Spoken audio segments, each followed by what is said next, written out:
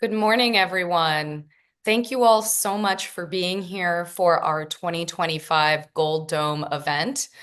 My name is Nora Benavides. I am the legislative co-chair and board member of the Georgia First Amendment Foundation, and I welcome you to our Gold Dome event this year. I'm really thrilled, and on behalf of the Georgia First Amendment Foundation, as well as our partners from the Atlanta Press Club who co-host this annual event, we want to welcome you. This is an opportunity to hear from lawmakers, from the media about what we can anticipate this legislative session and thinking about the ways that open government touch on the lives of Georgians around the state. So, for the first 45 minutes, we're going to dive into a tremendous panel that we have with us today of state lawmakers to consider transparency, the First Amendment, and the 2025 legislative session. And then at that 45-minute mark, we will pass it over to our tremendous colleagues at the Atlanta Press Club. I want to welcome our panel here today. I'm so honored to share the virtual stage with four wonderful and luminary makers in law and in policy. First, we have Representative Robert Dawson. Robert, give us a wave. Thank you. We have Senator Josh McLaurin. Wonderful to have you. Representative Mary Margaret Oliver, and Representative Bill Werkheiser. Several of these are stalwarts in our Gold Dome event who have been here before. If you know them, you love them, and you know some of the way that they talk about these issues. Now, we've done this event for many years. And I've gone back, I've looked at all the tapes. I want to really begin with just a grounding question for all of you about the importance of transparency, the importance of access to information. Over the last several years, we've seen legislative proposals to limit public access to criminal records, impose restrictions on journalists in any number of ways, including access to the Capitol for them to cover the happenings that are going on right now. We've seen bills that would require truth in taxation transparency. We've seen bills that would curb private companies' control over their access to public records. There are so many permutations from protest issues, access to education and information. And I want to open us up today with really just the philosophical grounding question of what is the value of open government? What is the value of open access in Georgia? And I'd love to hear from each of you. Can I start with Representative Oliver, just because we all love Mary Margaret Oliver, and I'd love to hear your words and wisdom first. Thank you. That's very generous of you. I'm not a luminary this morning, but I'm very happy to be with you and appreciate the invitation. Legislators come to the Capitol with different experiences and different goals, sometimes aspirational, some very practical. Open government allows me as a legislator, I'll just be practical about my role, to make government more accountable. Even as a state legislator that has good committees, budget committees particularly I'm thinking about right now, I still use the Open Records Act. I, as a legislator, file FOIAs against state agency because I found it a more effective, efficient, and responsive way to get information, even though I'm allowed in public on TV to ask questions. FOIA is fundamental to my ability to define some accountability. Accountability is elusive. Some politicians never engage with accountability for themselves. And it's something I think about as I come to the Capitol every morning. The budget meetings for me begin today. I'll be asking questions, and I'll be asking questions based in part on information I've gleaned from my FOIA request. Representative Werkheiser, can I bring you in? I'd love to hear your perspective as well. It's wonderful to hear sort of just this foundation in accountability, in access. Representative Werkheiser, what are your thoughts? Sure. Well, first of all, thank you for having me again. I think about just the changes that have happened since I've been here. This is my 11th year, and the House led on being transparent in everything we do as far as meetings, committee meetings. And in fact, I remember the fight that the Senate had about not wanting to join us in that, and now there's no difference in the two bodies. Literally, every process we do is open to the public. And not only is it open to the public, then it's archived. So you can go back as long as we've been doing this, about 10 years, um, and look at, any committee meeting that say in industry and labor, if you want to search and dig and find that, it's all there on our website, and our media folks have done an incredible job of making it easy for the average consumer constituent to see the sausage being made. So I think we've done a good job of that. I'm sure there's always areas of improvement, and we're always looking at that. But I think Georgia's done a pretty good job of that. Senator McLaurin, I'd love to hear from you. Good morning. Thank you. I want to echo Representative Werkheiser. Happy to be here as always, and be with y'all.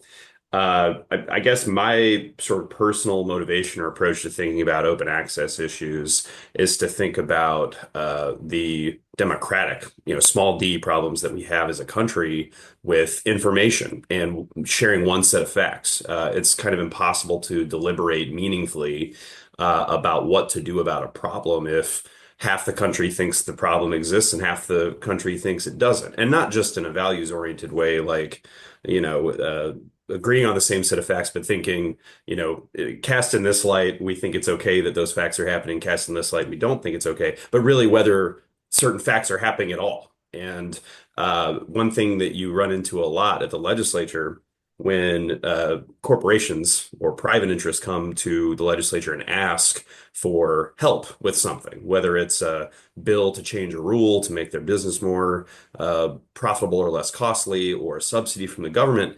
The thing that's always so frustrating is you want to ask the private interest, well, show us your cost structure, right? If you're saying that you need this is coming up in the tort reform conversation this year. It comes up in all kinds of contexts. When private probation companies come and they say, we want a higher rate, you say, well, what's your cost structure? And what is their answer always? Well, that's proprietary. And so they can't give you that answer. And so I think when we talk about open access in government, we're talking about the government at the very least being responsible for giving that answer. If the government is proposing a change of course, then the government needs to be able to provide sufficient information to justify that change of course or maintaining the current course. And so getting that one set of facts, that's my main motivation in caring about these issues. And Representative Dawson to close it out. Yes, thanks for having me today. Great to see such a large audience here this morning for a hearty conversation, and also like to thank you all and applaud you for doing the hard work of civic engagement, which is important. And along those lines, I think this is why the issue is important to me. It's about civic engagement and ideas. As leaders or as government officials, we can broadcast and write legislation all we want and put it out there. But if we don't have the response from the citizens and from the masses to know that we're sounding the right notes, then we don't know if we're meeting the needs of the very constituents that we serve. So definitely about, for me, civic engagement and ideas, which is exactly what you all have called us to do here today. Well, thank all four of you. I feel one of the reasons that the Georgia First Amendment Foundation exists is to help hold accountable, as Representative Oliver mentioned, and to make sure that the inner workings of your sector, of the legislative branch, as well as the broader Georgia sectors of government are functioning and that people are aware. This is something that I think we're already seeing this legislative session up for grabs and up for debate. And I want to dig into some new bills that have been filed. We're here at the end of January. The legislative session began a couple of weeks ago, and we are just hurtling towards crossover day. It feels like, you start the session and suddenly it's crossover day. So there are already bills that relate to some of these issues of open government and access, the premise of what's included in the Open Records Act. And I want to pull one particular bill, which is Senate Bill 12. It was filed a couple of weeks ago, which may be an effort to make private contractors exempt from open records. Instead of requiring a private company to produce records that pertain to the performance of a function for an agency, SB 12 would require the private entity to produce those records only when the records have been provided to the private entity to keep them for the agency, really designating a kind of handoff. And the current law, just for our audience here who may not be as steeped in the Open Records Act, the current law requires, allows a request for records to be made to either the agency or the private entity. This would now amend the law to channel all record requests just to the agency. And somehow it just somehow, it smells off. It feels like, those private entities should be compliant with lawful open records requests. And I want to open it up. Let's really just open it for whomever wants to jump in first. I'd love to hear your perspectives about this legislation and about the possibility of private entities being exempt from open records requests. I can jump in to start. So, this is when we talk about accountability, a senator should take accountability for Senate mess, right? The bill, as I've read it, I've just kind of scanned it. I think the operative language is that there's a strike through provision, right? You either are adding language or striking language, right? When you pass a bill, and the strike language is on a pretty key provision that, to your point, Nora, allows private contractors to be subject to open records when they're serving a state agency, basically. And the sense of this is that it's a Supreme Court case called Mill Iron that I think chamber or some private interest is responding to. They didn't like learning that apparently state law says that you can send an ORR request to a private contractor in this capacity. One thing, I kind of scanned the names of the attendees, and thanks for everybody for being here today. A lot of y'all have worked at the Capitol, so you're very well aware that the way that legislating works at the Capitol is very reactive, that there will be an event of some kind that scares some interest. And there's either a strong basis for that interest to be scared or maybe a speculative basis. And in this case, the view is that there's a more speculative basis for private interests to be scared about this. For one thing, this has already been the law. It kind of has the flavor of the chamber, or again, whoever's driving the bill, sort of learning what state law is and saying, oh, we didn't know that state law allowed you to do that. Well, that can't be the case. We need to change that. And if I or any other legislator sound informed on an issue, it's because we're just two advocates in a trench coat that we've already spoken to on the issue who have supplied us with the helpful information. So I'm not personally aware in my background and practice as an attorney of situations where the private contractor provision has been useful in under the Open Records Act. But that's kind of where, I'll go ahead and make my pitch for y'all to stay involved with us is as we fight SB 12, because, obviously it appears to be a bad piece of legislation. That's the kind of information that's extremely useful to us in committee, in floor debates, in private conversations behind the scenes. If we can say to the author and the sponsor and the supporters, hey, look, this has been a critical tool in uncovering really critical information. And we shouldn't get rid of it just because there's some private interests who are scared about their role as contractors for agencies. That's how we move the ball forward. Nora, I want you to know that this morning I texted Josh early. Tell me about what this bill is about. He's my go-to lawyer, and I knew that there's a history about this bill. My long career in the Capitol tells me that this is coming from somewhere. Some issue has arisen with some conflict. And I need to know the history of it, exactly who are the players, who wants this and why, and is there any active litigation ongoing on this particular issue. We have a conversation in our judiciary committees, which I've been on both in the House and the Senate. Are we changing the law today to benefit one party in an ongoing case? That's something we want to know if we're doing that, and typically we want to avoid just choosing sides in an ongoing litigation. What is encouraging to me as each year, as we have some effort to narrow the Open Records Act in one way or another, wherever the history may be coming from, it's always true that we have an intelligent conversation in our committees, in our judiciary committees primarily, about these issues. We always have good lobbyists show up. I rely on that. I rely on it in every issue, but particularly, this is a very dense, very important, narrow issue of law. And whoever wants Senate Bill 12, I have a lot of questions. Why? When? How? How did this come forward? And what is your real goal? I'll jump in.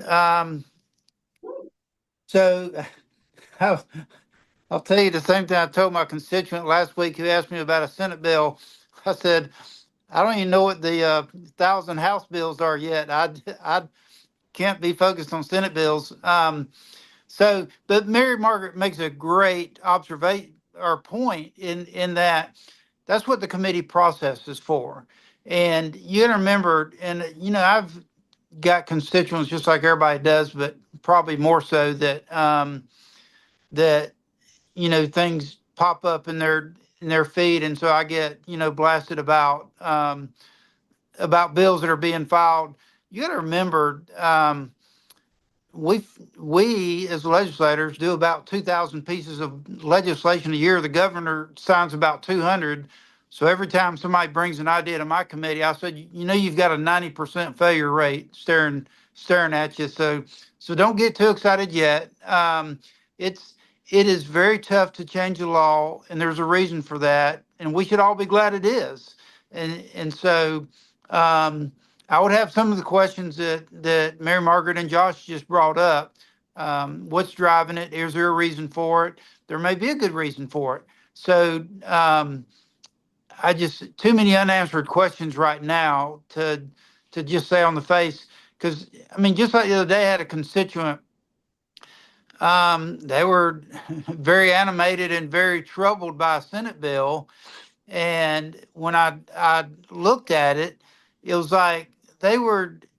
I don't know. There's unfortunately because of the internet, there's a lot of people who think there's a boogeyman behind every corner, and so there's people get very excited about before we've ever even heard the facts. And I know it's very early in session, and that's obviously a good catch on that bill because shielding or opening open records is a very serious matter, and we should take that very serious. So those are, as Mary Margaret said, there's a lot of questions to be asked. Representative Dawson, Sure, bringing sure. that. Sure. Yeah, I'll add a little bit to the commentary, and we will be watching this. It's very sparse, as Josh was pointing out.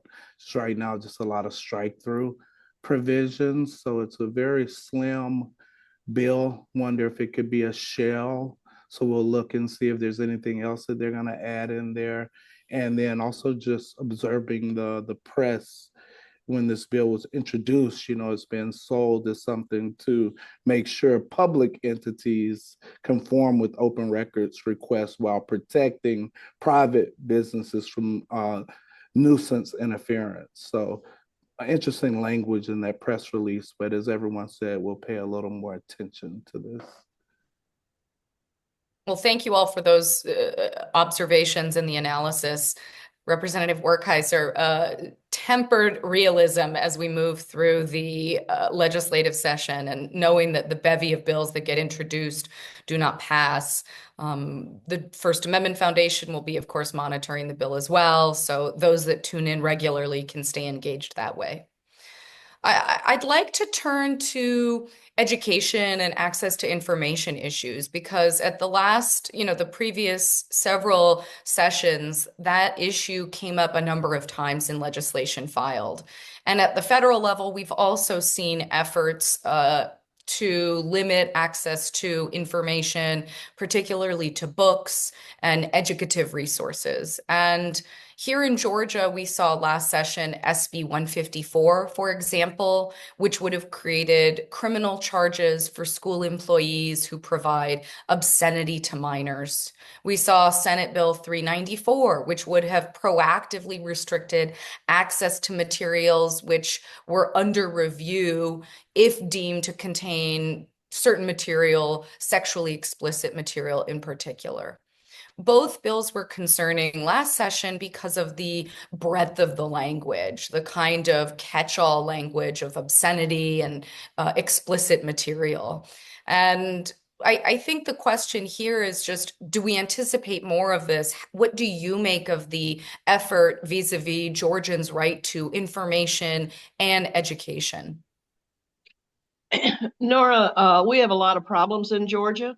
Librarians are not our problem. Librarians are loved. The library is something that I think every family has I believe this is true. Every family has a positive image of going to the library in one time or not of their life. So the idea that a few legislators, a very few, in my opinion, want to focus on librarians as the enemy is bizarre. Let me just say I'll use a word from the summer. It's weird. So whether or not it comes back, I can't predict that. The culture war the success of culture war attacks, obviously is played out successfully. But my worry when I go to the Capitol this morning is not the librarians. It's probably more the prison system, which Bill knows an awful lot about. Let's talk about just for a second the access to information that the press has used to learn about the desperate states of our prison system. It's a fascinating analysis and example of open records to drill down into the real information, the real problems of Georgia, one of which is prisons and one of which I've kind of relied on Bill in a number of different ways because he has a lot of prisons in his district. Librarians are not the enemy.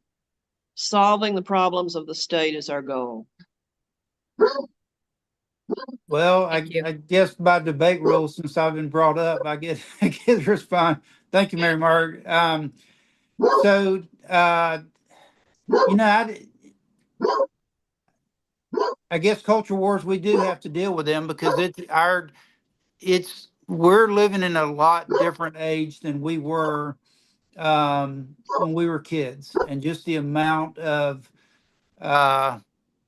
stuff that's available to young kids. I think it is our duty to protect them. Not going to get specifics of the library bill because again, it didn't pass. But is it something worth talking about? Since Mary Margaret brought up the prisons, I was actually one of the top signers a couple of years ago on holding prisons accountable. Again, that bill didn't go anywhere. I may be in the minority up here in my party. I'm all for making government more. Tom Kirby and I had a bill to remove the State Workers' Comp Board, their exemption away from the APA. Them and the prisons and parole board are the only three that have that exemption. I think two of the three of those ought to be removed. So, again, it's a fight I didn't win on two of those three issues. I think the parole board has got to have an exception. But the other two, I'm not so sure. Because even when when agencies are held accountable by the APA, they still have ways of redacting personal information, stuff that the public doesn't need to have. But I'm all for legislative oversight is which the APA gives. In a recent life, I served on the House Judiciary Non-Civil Committee, where bills that change criminal law go. And it's very odd to be sitting in a criminal law committee and get testimony, one hearing about teachers and librarians and media technicians in elementary schools. You kind of wonder if you came to the wrong committee room. And the first words out of one of the uh, testifying witnesses' mouths were, well, this bill doesn't criminalize anybody, so we can go ahead and take that talking point away. It was just a lie. I said, do you know where you are? This is the House Judiciary Non-Civil Committee. And what that bill did in a previous form is it just struck an exception for schools. Again, you can do a lot of legislating by striking exceptions, as Representative Werkheiser was saying, from this misdemeanor statute for obscenity. Well, the play here, the culture war that Representative Oliver is referring to, is this sort of what I would characterize as a long-term strategy to discredit and undermine public schools.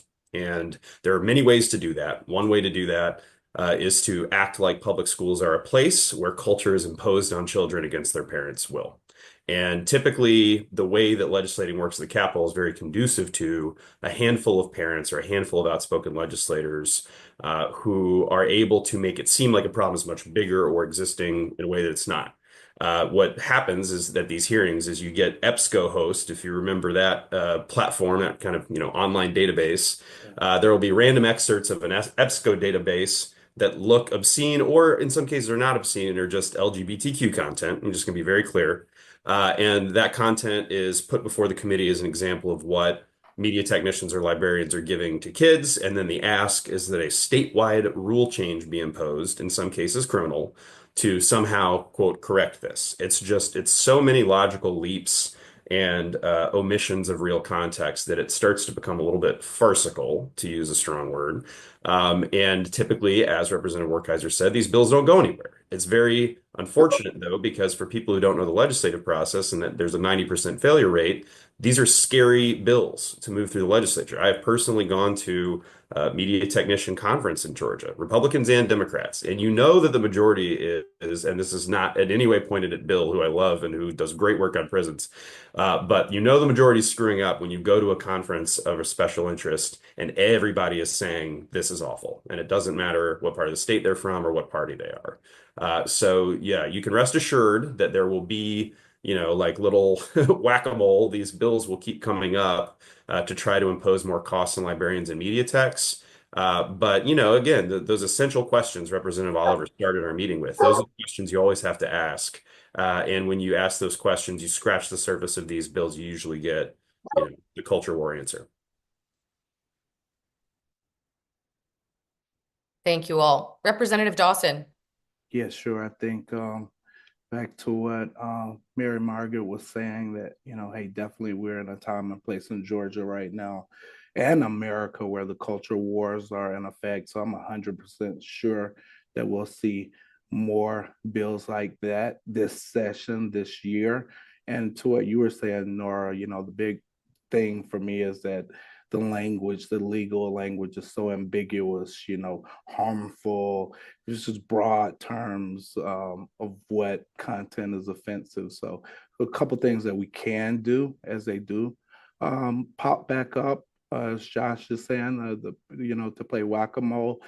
First, we have to fight for more specific, detailed language, press the authors of these types of legislation on exactly more definitive definitions of what they're considering inappropriate content. And then also the education and librarian lobbies are so strong. We have to bring them to the table and help them lead the charge to fighting this misguided stuff. Well, Nora, I want to say this because Robert's brand new and we've already become friends. I'd be careful about saying they're misguided, only because if we're not going to protect our children, who are? And I think again, our society is incredibly different than what it was. The things that our kids, it scares me to death what my grandkids are have access to right now. And so I'm not going to back away from giving parents more control, whether it's in the school or library, anywhere else, or protecting our kids. I think at an earlier and earlier age, they're being exposed to things that they don't. They're 5, 6, 7 year olds. Let them be kids. So, um, if you want to call them culture wars, because that gives it a bad name. I think it's our duty to protect our kids. Bill, that's well received. We're neighbors. Bill and I sit on the same row, and of course, I have an 8-year-old niece, and my sister. I think she's one of the best parents in America. She's an educator down there in Alabama in the Auburn school system. So of course, we want to protect our children. There's no doubt about that. But when I say misguided, I'm speaking more to what Josh is saying. We also know that there's an undercurrent of attacking public education in Georgia and promoting vouchers, the whole voucher scam and school choice. So don't want my educators and librarians thrown under the bus for anything that's a culture war, but absolutely, let's protect our children. I think we all agree on that. Well, this is then a great segue because, GFAF came to the Capitol last session to, challenge and express the concerns we had about some of these bills regarding librarians and access to books and education. The question of kids is, I think, front and center for people, as it should be. And much of what we argued was that the liberty and the free speech for students should not be restricted simply because questions about the appropriateness of content, even when it has artistic or scientific or other value, those types of questions should be front of mind. So I want to turn then to an issue that also implicates kids and I think everyone, which is, the advent of the digital age. And it feels like everywhere you turn, there is conversation, news coverage, questions about social media and tech. You name it. I mean, it can be data privacy, the use of AI, deepfake technology, what social media companies can or should be doing when it comes to their content moderation. And last session, we saw a lot of action in this area. Last session, for example, Governor Kemp signed Senate Bill 351, which requires children younger than 16 to have their parents' explicit permission to create social media accounts. I will note that several other states have passed laws last year that would require similar parental consent. Laws have also currently been blocked by courts in Arkansas, California, and Ohio for very similar provisions and regulations. We've also seen at the federal level, these issues are playing out in real time. We saw, legislation that ultimately became law banning TikTok. It made its way to the Supreme Court a few weeks ago, only to then be overturned by way of an executive order by President Trump in the first few hours he was in office. So these are often very fast-moving issues. And I'm curious, the cat's out of the bag. Like, we cannot put technology back in. And I'm curious how each of you are thinking this session about tech and regulatory efforts, particularly vis-a-vis expression. There's no doubt, Nora, that the world has changed based on information technology. There's no doubt that it's endangering the lives of some children. We know that that's a factor. And our constitutional protections for parents' rights are just as strong today as they always have been. And we have to go back to that constitutional analysis. The litigation around deepfakes is something I'll just use as an example. I was on a committee last year chaired by Todd Jones, who's a good friend of mine who is very, very engaged intellectually in all of these digital issues. And we in the House passed a bill that I think was a responsible effort a responsible effort to understand the danger of AI technology and the creation of false images that purport to accurately represent people when it's not representing people. It's a manufactured representation of people. The context of that bill, which was very deeply discussed and evaluated in the House, was what we have to live with is the political ads that come forward. And we had examples, of course, of a political ad showing a legislator, not a manufactured film with he himself committing some kind of criminal act in present in the video that was created. The Senate didn't proceed with that bill, Josh, and Senator Albers this session seems to have gone back to that discussion. We are at a time in my legislative career right now where these issues are front and center, and they're basically issues about the First Amendment, which is a foundational premise of our Constitution. So what's the Senate going to do responsibly this year about this kind of legislation that the House has teed up, I think, in a smart way? I'll say, Lauren? sure. I mean, the conversation about technology is bigger even than the First Amendment, I think. This idea of what should we accept as inevitable versus what is not inevitable. And that, inevitability angle, TikTok has the national security angle to it. We're talking about deep fakes in political campaigns and otherwise.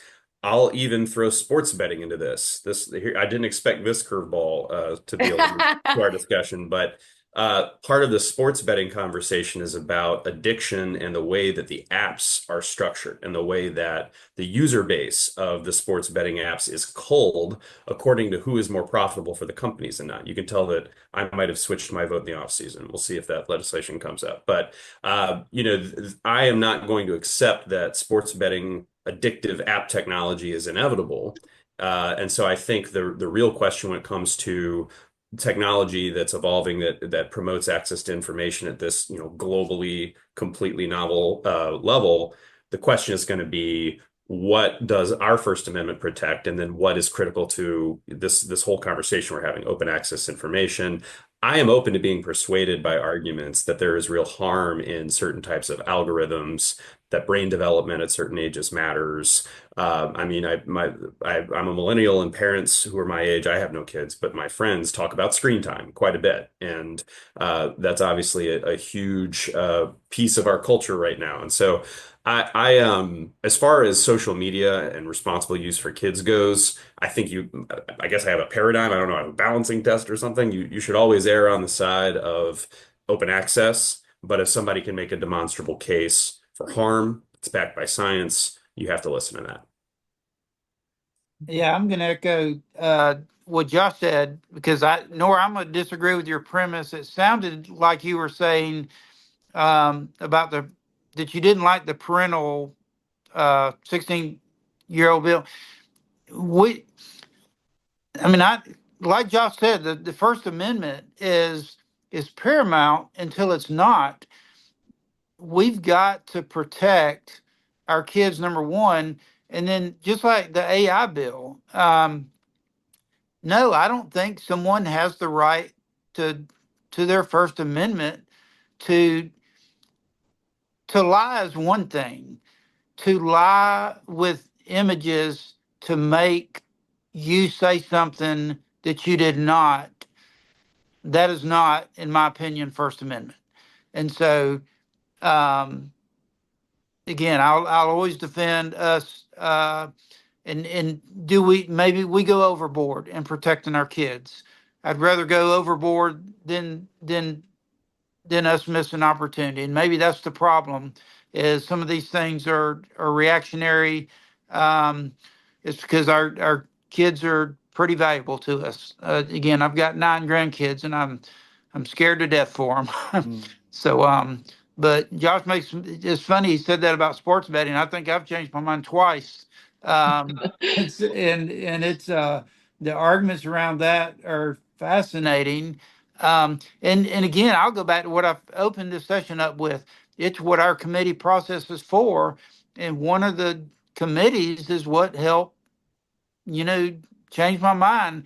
Um, it's That's why there's robust discussion. So Representative Dawson? Yeah, briefly. So me, I'm a YouTube guy, right? That's my thing. Every waking moment that I have when I'm not working or doing something, I'm on YouTube. So I'll tie YouTube into the open government thing. It's like my city. I'm a proud resident of the city of South Fulton, and I gained quite a good following with my constituents when the city council shut off comments in the YouTube broadcast of the city council meetings. So nuanced practical issues like that, let the people speak. I think that's another angle of this. Whenever there are public meetings or government meetings and there's a forum for people to speak or have a dialogue, I'm for letting the people speak, turn on those comments, and let's don't weaponize social media and digital broadcast formats as government officials against the First Amendment rights of the public. Well, this has been a very robust discussion, and Representative Werkheiser, I'm happy to chat at any point about social media and age verification. I know we have only 3 minutes left, and we've received a few different questions in the chat and in the Q&A function. One was, what is the bill that was presented last year by Representative Oliver? I can answer that. I can turn it to Representative Oliver to jump in. I'm not quite sure what the context of the question was. So if there's anything there for discussion. And then we have one other question that came through the chat, and I'd like to read it. This goes back to the issue of the legislature doing its business in the open and about lobbying and companies coming to the legislature with claims. Are there some measures the legislature could take to shine some light on those lobbyist claims? For example, lobbyist testimony that might be posted so that the public can see and refer back to lobbyist claims. How do we keep tabs on companies' claims? Thank you for the question. And why don't I challenge us in doing a little bit of a response here for some closing remarks as well, and then I'll wrap us up. can I jump in on that last one? Please. I think you've seen a great change in just my 10 years. We had lobbyists come asking for tax credits for their industry. We were giving them out like candy. We ordered a joint Senate and House committee to look at 40 tax credits. And guess how many of them favorably paid back to the state of Georgia? That number was 0. So that changed my perspective. I am a no vote on any tax credit for a business or industry unless you give me a really compelling interest. And I was not always like that. So I think you have seen a shift from that. And that was one of the great things that we did as a transparency. We said, hey, let's do the math on these things. I'm a math person. Math doesn't lie. Let's see if these are really worth what we said we were giving them. Lobbyists are the staff in the General Assembly. There's 1,000 of them outside our chambers. Do-gooder lobbyists and bad-doer lobbyists. And every legislator has to figure out in that staff out in the hall who is credible. I want to make the point to folks that are listening that probably only 1 in 25, maybe 1 in 35 people come to me about an issue is a real live voting constituent. It is 90% plus, it's a lobbyist. Most of the people who come into the Capitol, this is my biggest point I'd like to make, even if they're coming to lobby, do not know who their representative and senator is. I really want people to understand that they have the right to come to the Capitol and ask these questions directly. Whenever I see a constituent, a real live voting constituent coming to the Capitol, I just want to applaud them. So please come. Yeah. Please make your own judgment listening to these lobbyists. Please help us figure out who are telling the truth and who are not. I want to speak directly to the question about disclosure of lobbyist materials, because unfortunately, to Rep. Oliver's point, if you fund, you get the government you fund, right? And so Right. when you pay for part-time legislatures and you underfund the staff budgets and that sort of thing, you end up with a professional lobbyist corps that essentially runs the Capitol. I mean, and that's just the hard reality of it. And it's my favorite cocktail party argument to throw in libertarians' face because I say, if you drown government in a bathtub, then you just bring the lobbyist Leviathan to life. In terms of the papers that they provide, there are really two discrete junctures, to be very specific, where the supporting materials in support of an argument go before legislators in a formal capacity. One is in committee, when documents are actually processed by committee staff and put on desks. Another is in the chamber. There are floor papers that a legislator can sponsor on behalf of an interest group like the chamber or whatever to put those documents on desks. I would support a bill that would make all of those documents posted on a legislative website of some kind. And this is not even the full open records treatment, not even close, because these are documents that are submitted to be reproduced for all of the members to consider them in a formal capacity, pertinent to voting, whether in committee or on the floor. So that's one interesting bite, just kind of off the cuff, that might be useful in terms of getting access to those documents. Lord knows it's hard enough to even get a draft of a bill that is being introduced in committee that is substituted and new that day. And so I think this would be at least a 24-hour sort of measure of accountability for the public to have access to those documents. If this is a closing remark, always delightful to be here. Thank you, Nora. Thank you, everybody else. And like Rep. Oliver said, love to see all the Capitol and say hi. Representative Dawson, your Yes. final comments. So yeah, I'm just taking notes on that question. It was one of my questions. I'm a freshman. I'm still in my hazing days, so I'm appreciative to Bill, Josh, and Mary Margaret for schooling me on that and schooling me on so much stuff. Josh, I haven't been over to the Senate yet, so come grab me and take me over, show me around. I've never been in the chamber, so that would be great if you do that for me. Great to be here. We're going to advocate for your causes. You can count on me as a watchdog and an ally in this fight. And thanks for the time today. Well, thank all four of you, from sports betting to disclosure on lobbyist engagement to social media and deep fakes.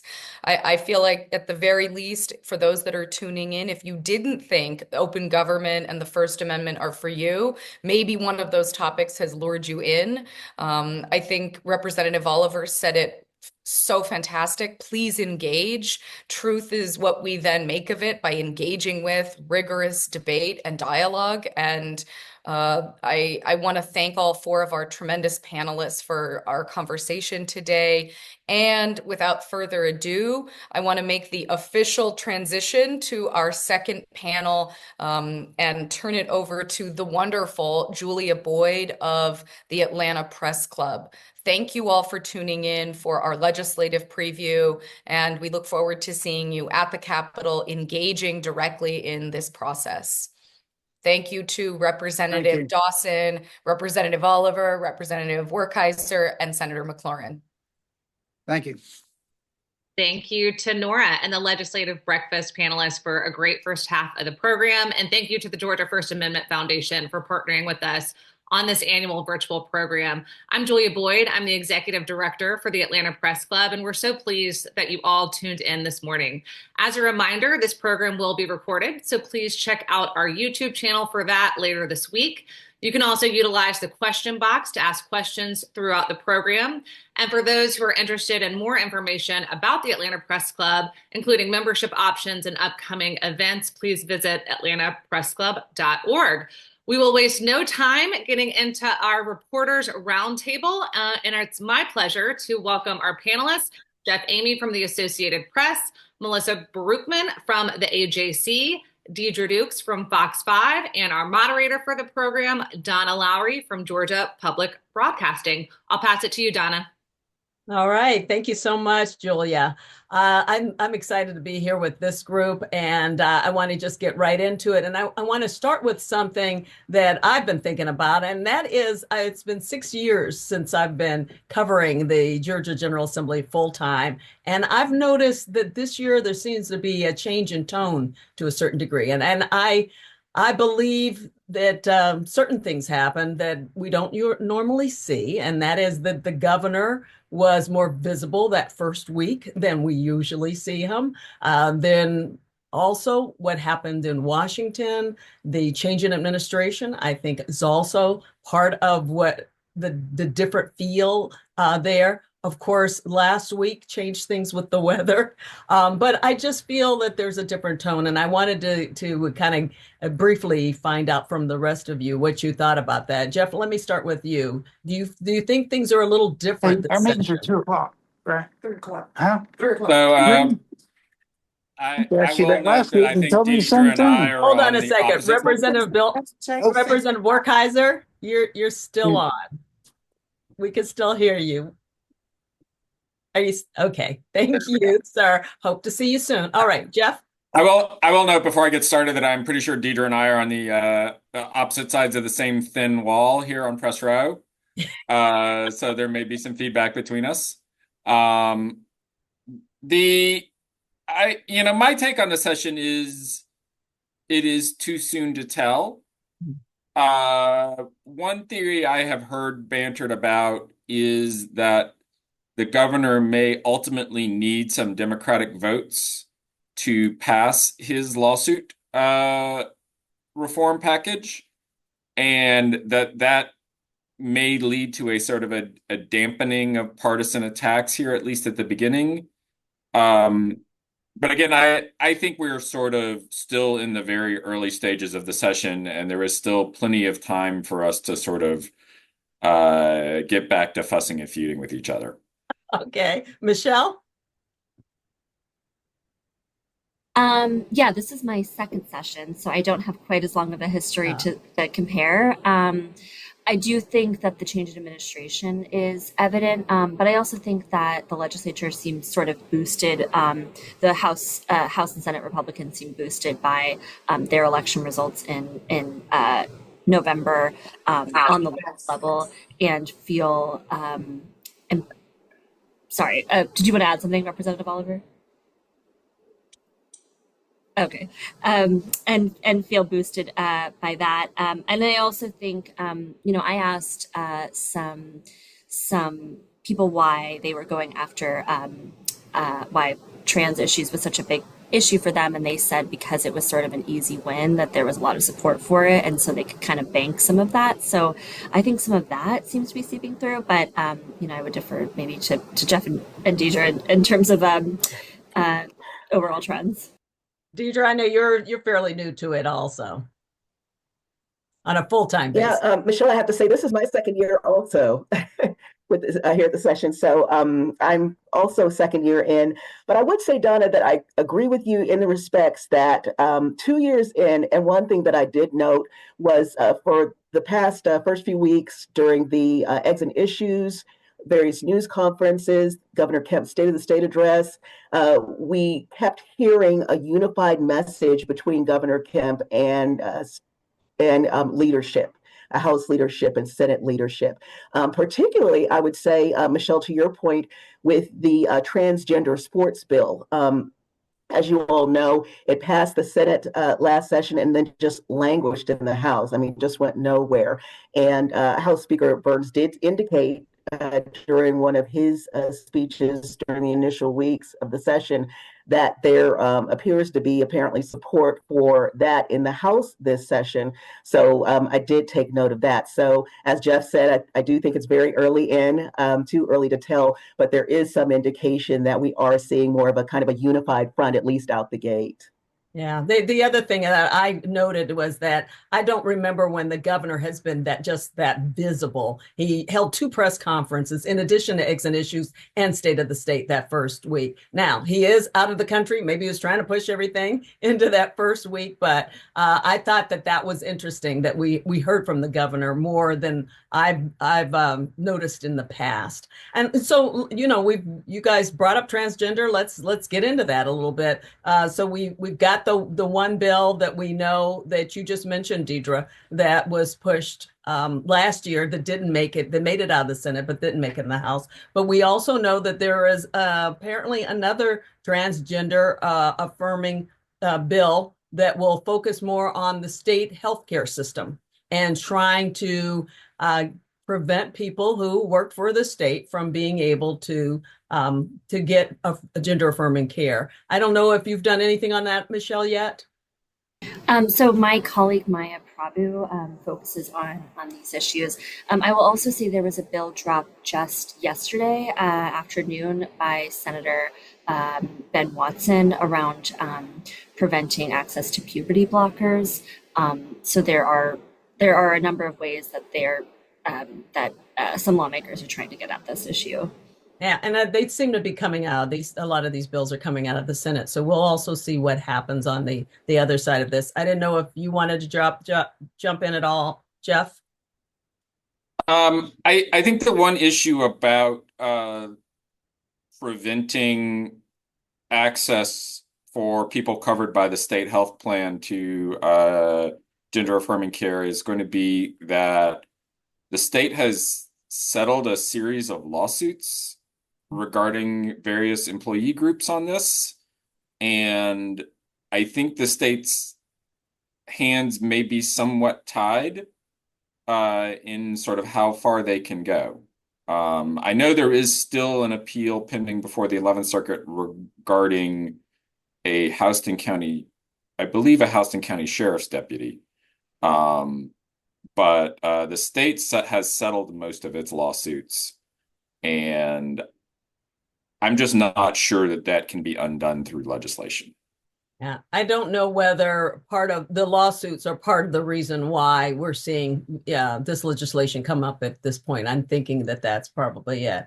Let's get into something else. Speaking of lawsuits, tort reform, the governor has definitely said for years, actually, that he wanted some kind of something done with civil liability reform. It looks like this is going to be a big one, and we're hearing that possibly by the end of the week that he will have something to talk about. And Michelle, I think I'm going to start with you on this. Your thoughts on explain what's going on and what you think. So this has been an issue that the governor has been trying to get across for a number of years. I think what's interesting to Jeff's point is that the legislature is made of, I don't know, half, 2/3 lawyers, and some of them are on different sides. So he will need some support potentially from Democrats in order to get it across. And I have already heard some skepticism of some claims from even Republican members.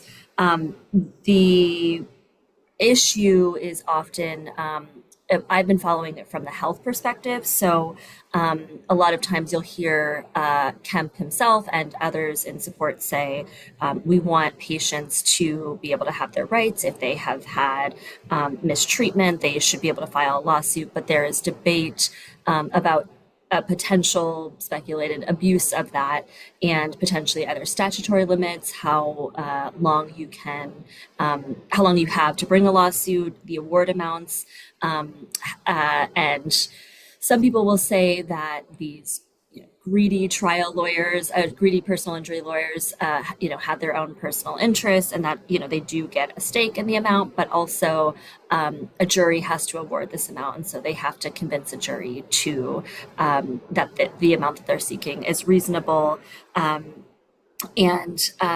there's some debate about whether these large lawsuit amounts are making, rural hospitals go broke. And I think there's a lot of opinions on both sides on whether that is true or the extent of which that is true. Yeah, what I seem to hear a lot of is dealing with insurance, and that certainly gets to one of the things you hear, the kitchen table issues with people when it comes to having their insurance go up. Deidre, weigh in on this a little bit in terms of what you're hearing when it comes to tort reform. Yeah, hearing from both sides, really, as you all indicated, this really is a top issue for the governor. He did indicate last session that he wanted to see some movement on this. That did not happen, and he came out the gate with this year, saying this was just a key part of what he wanted to accomplish this session. Really, we hear all the time for several years now that Georgia is the #1 state to do business, and Kemp is saying that, hey, this is an effort to protect the small business owner, to avoid frivolous lawsuits, things of that nature. But hearing from Democrats also who are saying, well, wait a minute, let's pump the brakes, because while we're looking at protecting businesses, not driving up insurance premiums, what about those folks who are filing those lawsuits? We want to make sure that there are protections for them as well. So a lot of people really said before they could really comment and kind of dig into this that we talked to, saying they really need to see a bill. They really need to see some legislation to really know where the governor is headed with this. Yeah. Jeff? Just one thing I would add. I think one of the difficulties the governor faces is that he has whet the appetite of business groups, and I think that they are demanding a lot of things, more things than are practical to pass. So I think part of the issue is that the governor's office has got to choose what it wants to do and what it believes is feasible. Yeah. So we're hearing Waffle House. We're hearing Uber. So we're hearing these big companies involved, but we haven't heard as much from some of the big legal companies. And I think we're going to definitely hear a lot of that coming up. And as you mentioned, you all have mentioned, it'll be checking to see exactly how this is going to happen. It's a huge tort reform is huge. So trying to figure out exactly how the bills will play out, I think, is what we're going to be looking for. And Donna, we just got notification from the governor's office that he will be unveiling his legislation on Thursday. Definitely on Thursday. I heard it was this week, so we'll have a lot more to talk about later on in this week. So let's switch to another topic. And Jeff, I'm going to start with you on this, and that's school safety. Certainly a big issue. We knew that coming into this because of what happened at Appalachia High School. But we're really seeing, in terms of appropriations, lots of money going into this area. Well, and I think the additional one-time $50 million is interesting, but I think there is more legislation to come.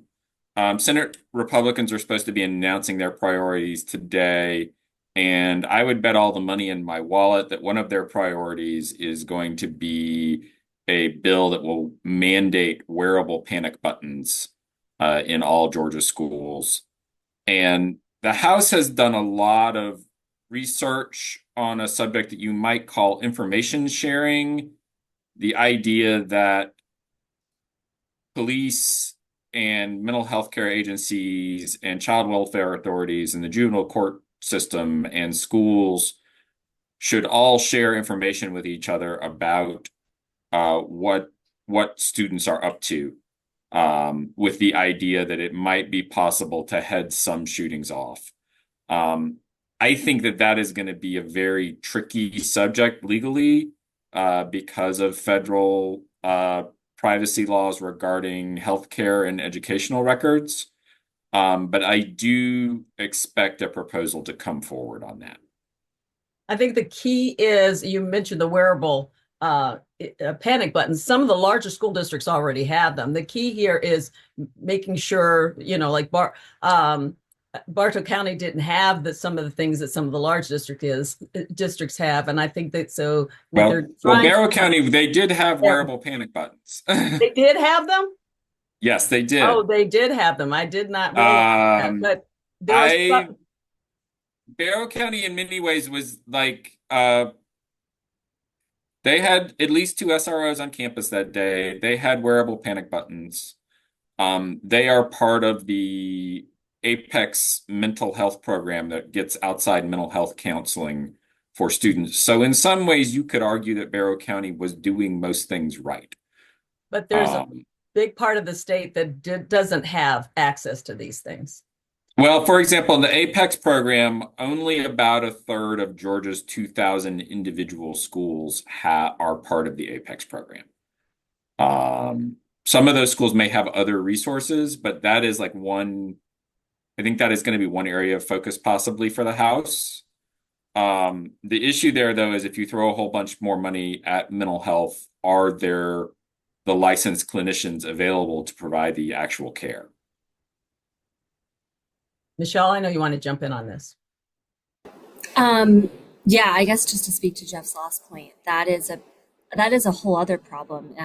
The legislature, I've been talking to some members about the mental health side in terms of the workforce and how they can get more people into the system to provide care. Some of the challenges that they say are licensure. That it's hard. There's either a lot of bureaucratic tape to get started, or it's challenging to move from another state into Georgia to practice.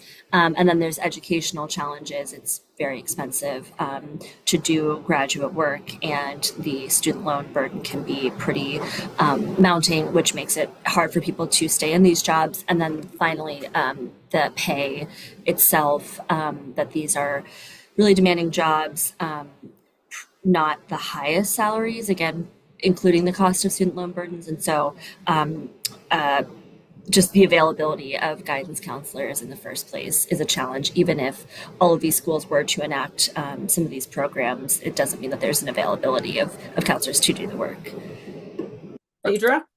Can I jump back in here, ahead, Donna? One of the people in the chat asked what the Apex program is, and I did not define it. The Apex program is a program that funds community service boards, which are these sort of community entities that provide mental health counseling, to provide counseling to students and sometimes directly at schools.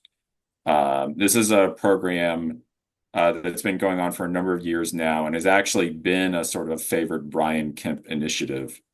But not all school districts are not mandated to participate. And in some school districts, some campuses are part of the program and not others.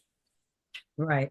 It has been around for a long time, and it does allow the state to have a way of getting some of these programs into the schools. So I know that they're important. Deidre? Yeah, I wrote down just a list of some of the bills that have already been introduced to address just gun safety in general, and then also the issue of school safety. We have one that offers would offer tax breaks to gun owners who buy safe storage devices, require owners of assault weapons to carry liability insurance. We have one bill that would require all Georgia schools to install mobile panic alarms. So the work is already underway here in the initial weeks of the session to address some of these ongoing issues. And as Jeff mentioned, there was a news conference this afternoon regarding gun safety. And then, of course, Governor Kemp also has indicated that he would like to, he's asking for additional funding for some grant monies for Georgia schools, which they could allocate that money towards school safety in any way they see fit, whatever they feel is best for their particular school to try to improve safety there. Yeah, I think what you're seeing probably, I think there are bills on both sides of the aisle, and some of them seem like they're competing. There's the ones on safe gun storage. There's a Republican bill. There's a Democratic bill that deals with those issues. Any more on this? And I'll look to see if there are any questions before we go any further. I think the main thing is we may see a lot done this session when it comes to school safety. Jeff? No, I'm good, but I think you're right. I think legislators are under intense pressure to show that they are reacting to the Appalachia shooting and doing something about it. Okay. I feel like we're moving through all of these fast, but I want us to get to a number of the issues.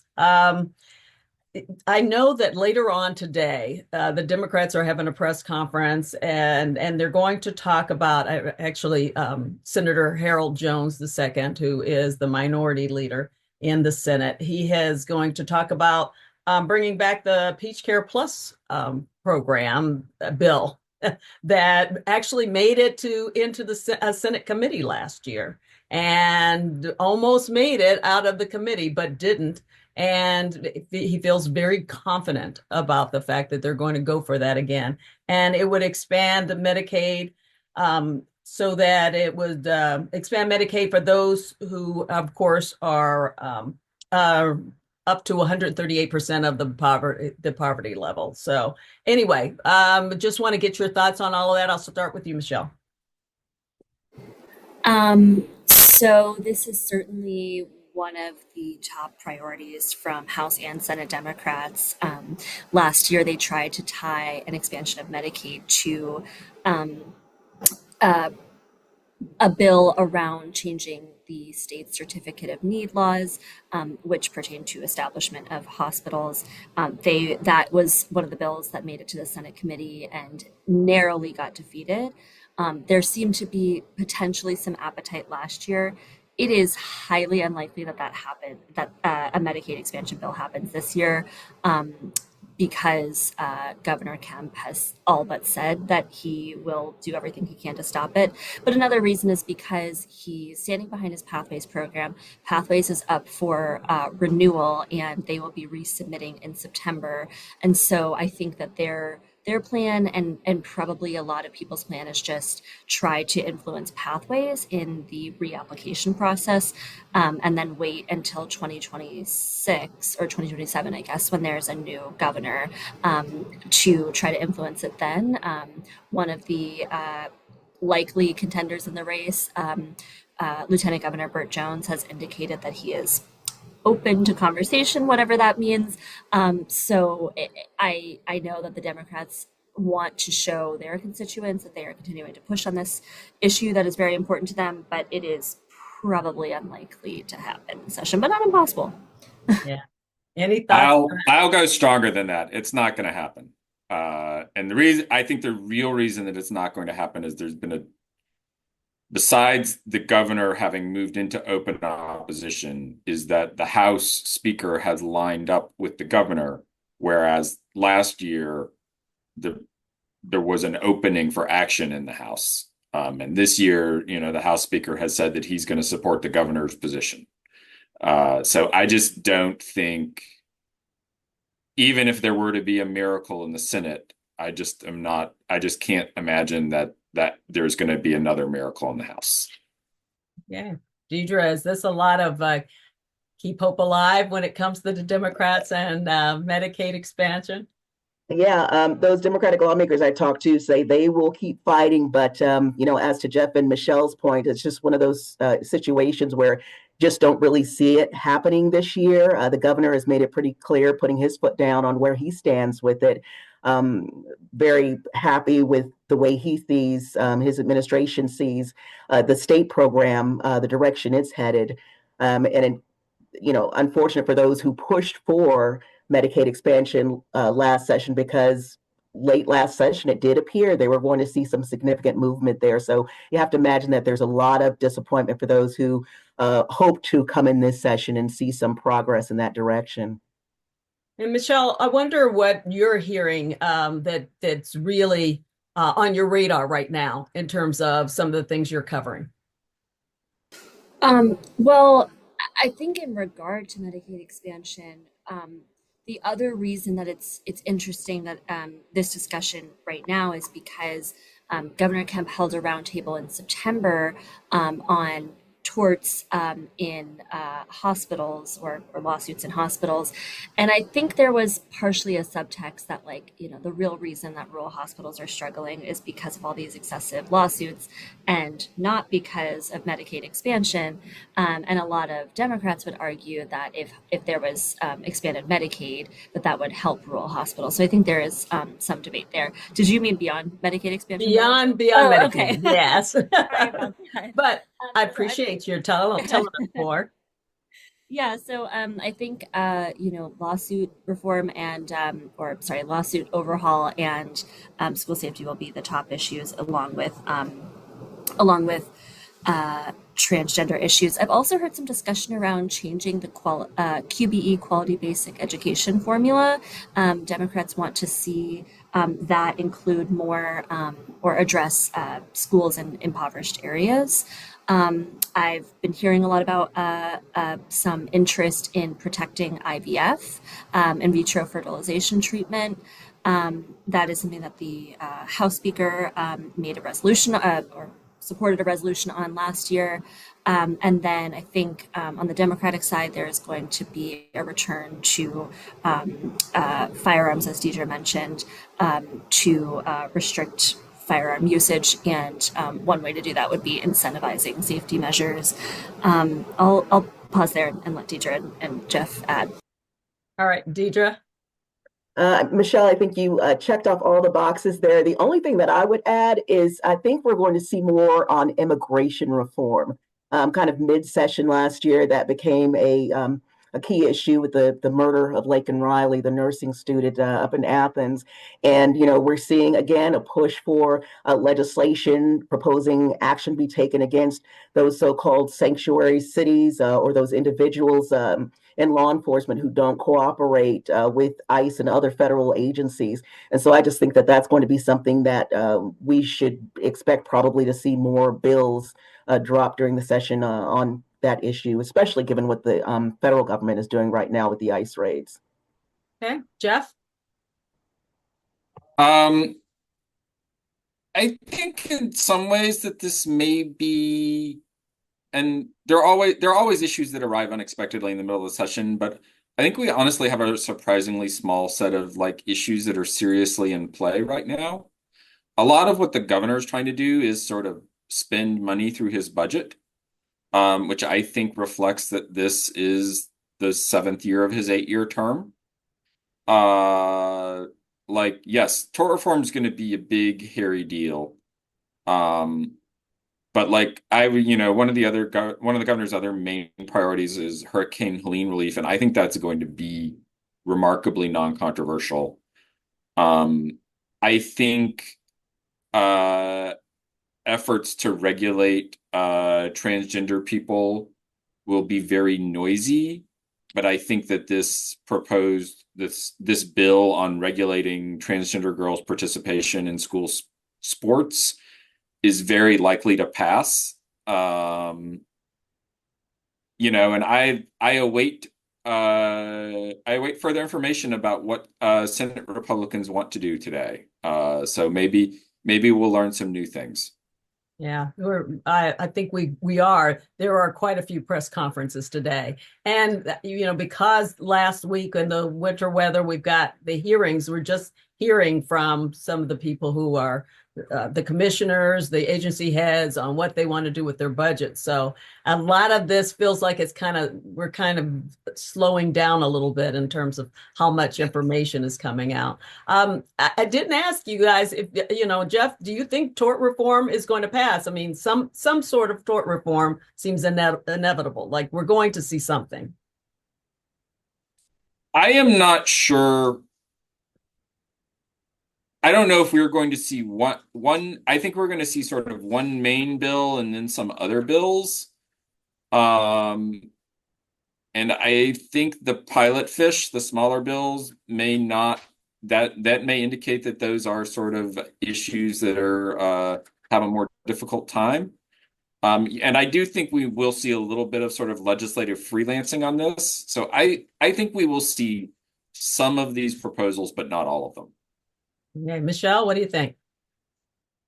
Well, in Governor Kemp's State of the State address, he maybe threatened, maybe implied that he would be willing to call a special session to get this done. That was reiterated to me 2 weeks ago from Governor Kemp's staff, that it may not happen by April, but it will happen this year.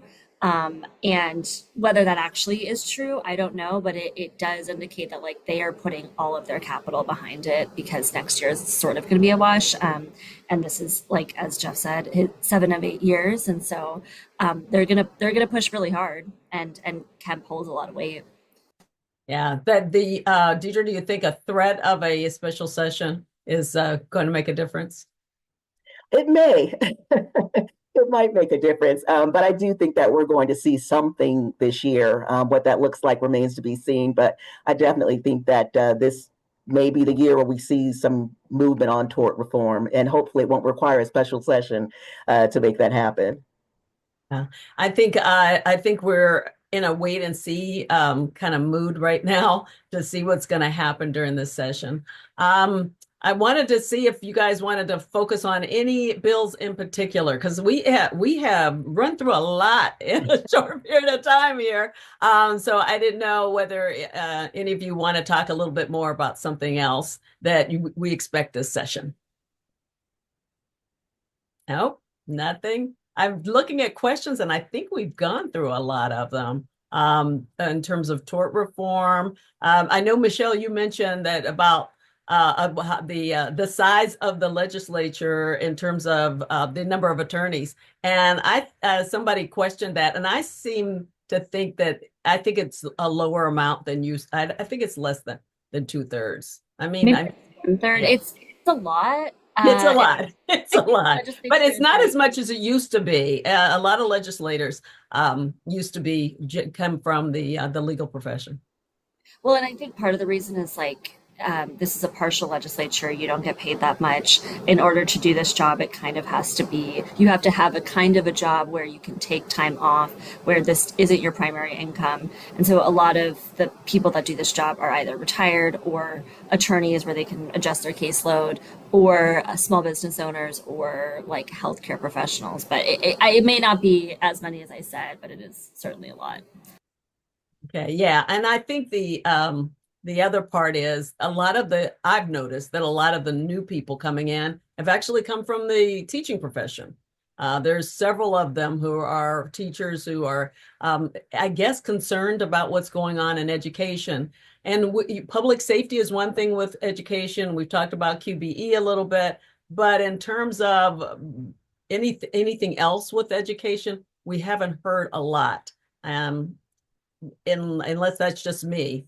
Can anybody else think of anything else in education? I mean, the last few years, I think we have heard so much about teacher pay raises and those kinds of things, and the promised scholarship, but nothing else really sticks out for me. I think we're going to have further wrangling over the promised scholarship, or maybe the voucher, depending on how you want to know it.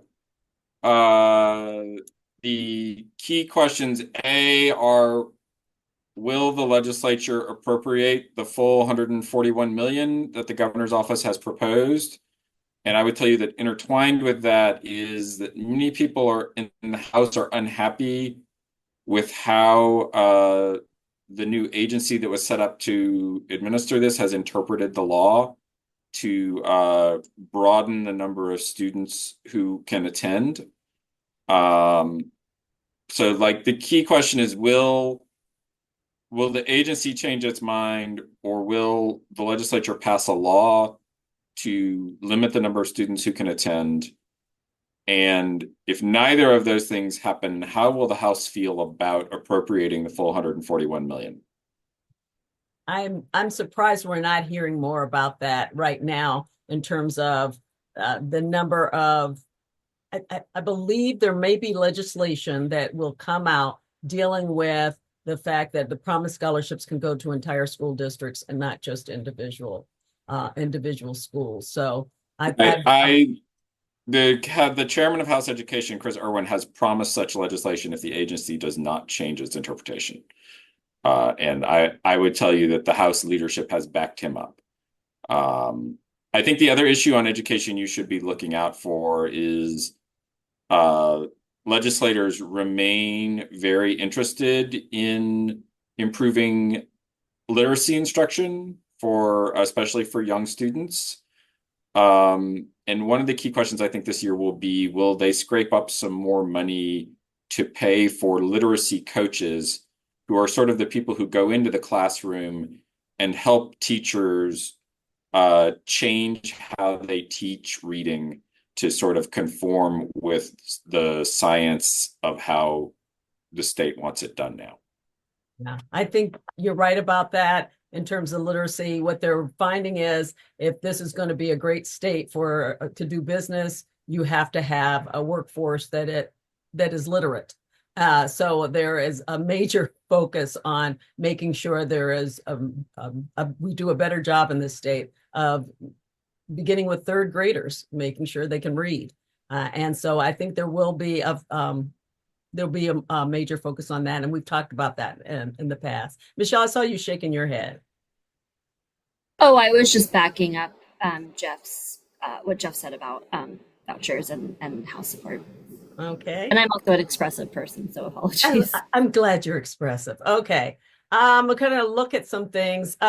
Is there a feeling that some of the questions that are coming in that what's happening in Washington, and we talked about this at the beginning, is affecting this will affect this session, and in particular in terms of immigration. I know, Deidre, yesterday you were covering some things dealing with immigration. So, and you talked to a few lawmakers. So how much of what's happening in Washington in terms of immigration in particular do you think we're going to see? Yeah, I definitely think it's going to have a direct impact on some of the bills that we see introduced this session. I spoke of a Republican bill that dropped earlier this week in regards to waiving immunity for some of the municipalities and some individuals, deputies, things of that nature, jailers, who don't work with ICE on immigration issues. But I also would think that you may see some bills that aim to protect those migrant communities that are being directly impacted by this. Senator Kim Jackson, for instance, spoke of how she had a constituent, someone who lived in her district, who was at a church when ICE came and picked them up over the weekend. So she said constituents in her communities have been reaching out to her, very concerned. So I wouldn't be surprised if we don't see more bills that perhaps try to protect those communities. Okay. We're getting down to just a few minutes here. And one question that came in is that given that 2026 is an election year, so this year, is one thing, but next year will be the big year. What impact will that have during this session, the fact that next year is an election year? Jeff, any thoughts? I think people who want to run for a different office next year need to position themselves this year. So in some ways, I think this year is in some ways the more important year. I know that we saw in 2022, we saw a lot of electoral activity on the floor, particularly of the Senate. But I think that if for example, you want to claim credit for a project, you need to have that money spent this year if you want to turn a shovel full of ceremonial earth before your reelection. Okay. Michelle? Yeah, I wish Maya probably was here because she covers the Senate. And there's an adage, Jeff and Deidre, I'm sure you would correct me, but something along the lines of like the House is where legislation gets done and the Senate is where you position yourself to run for office. So, I think she's watching a lot of the people in that chamber for higher office. Yeah. And also not in terms of what's happening in the chambers, but how what the governor is maybe positioning himself for that will affect what's going on in the General Assembly. Deidre? Yeah, there is a lot of talk, a lot of speculation right now with key lawmakers, former lawmakers in our state, with the governor as well, of course, as to what's next. A lot of names out there. It'll be interesting to see how this all plays out. But to your point, definitely some of the laws we see passed this year, legislation introduced, kind of building that foundation for folks to campaign and say, hey, this is what I campaigned for, this is what I pushed for in your district. So this is a pivotal year, I think, for so many of those lawmakers. Yeah, the second year of the biennium is always more, it always has a different atmosphere than the first year. First of all, you've got the new lawmakers coming in who are just trying to adjust to things, but then there's not the pressure to have certain things pass as much as there will be next year. So 2026, in that sense, everybody will be up for re-election again, but then we've got those statewide offices that will make a difference, and people are already positioning themselves to make sure that that people know that they're there. That's the best way of putting it. I think this has been great talking to you guys. Any final comments from anybody before we turn it back over to Julia? No. Okay, Julia, take it from here. All right. Well, thank you all again today. Thank you to our panelists, Michelle, Deidre, Jeff, Donna. What a fantastic conversation. On behalf of the Atlanta Press Club and the Georgia First Amendment Foundation, thank you for tuning in today. This program will be live on our YouTube channel at the end of this week, so check that out. And we will see you all again for a Gold Dome recap after sessions in April. So check out and be on the lookout for those dates. But everybody have a great day and stay warm out there.